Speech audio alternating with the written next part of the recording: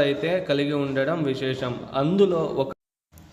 అందులో ఒకటే చిక్బళాపూర్ గౌరీబిదనూర్ మధ్య మార్గంలో ఉన్నటువంటి సిద్ధలఘట్టాకు దగ్గరలో ఉన్నటువంటి తిప్పేనహళ్ళి వెలిసినటువంటి శ్రీ కనివి వీరదిమ్మమ్మ దేవస్థానము.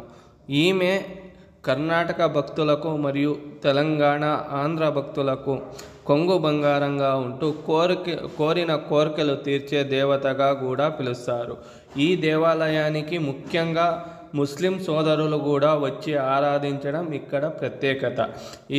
దీని స్వతంత్ర చరిత్రను కలిగి ఉన్నటువంటి ఒక ప్రత్యేకమైన ఆధ్యాత్మిక దేవాలయం.